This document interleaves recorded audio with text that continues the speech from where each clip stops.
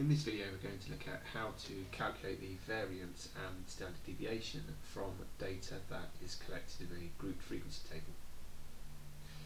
So the variance and standard deviation are both measures of the spread of a set of data, and in order to work out variance we're going to need to add a couple of extra columns to this table.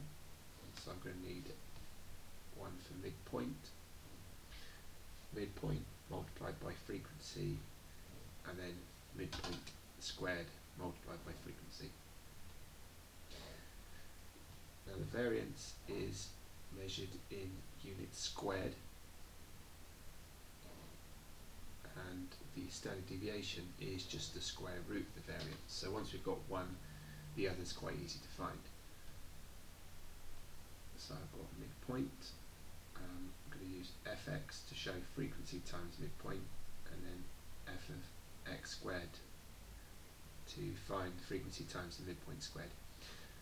So I'm going to work out my midpoints.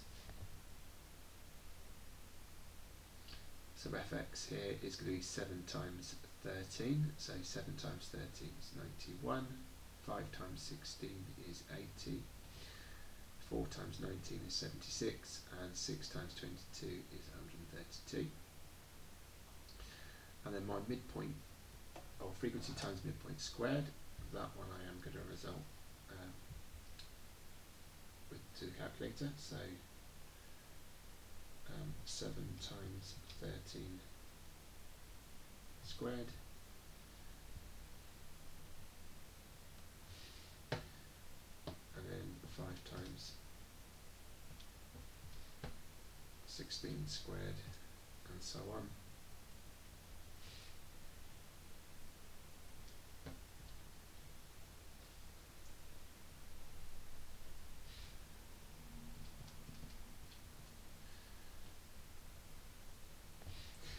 So now I've completed that table, it's going to be useful to work out a few totals. So the total frequency is needed. So the total frequency here is 22. The sum of fx is going to be useful. So that's the sum of that column, 379, and then the sum of the squareds column is useful as well.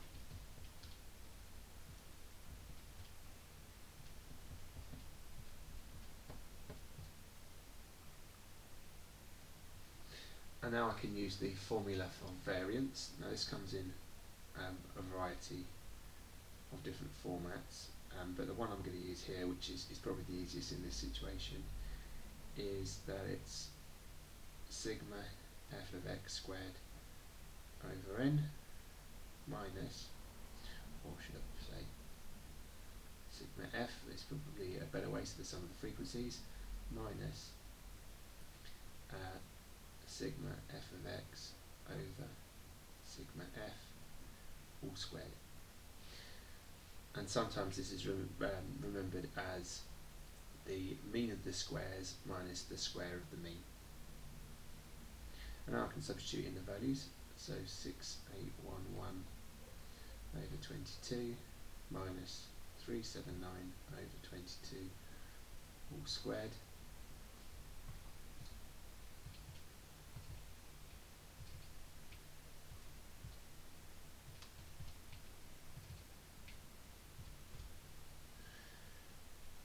So that's given me an answer of 6201 over 484. And I'm just going to decimalize that, so that gives me 12.81. Now the standard deviation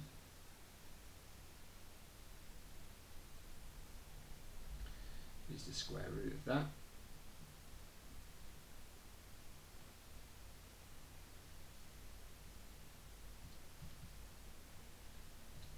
And that gives me 3.58 if I use three significant figures.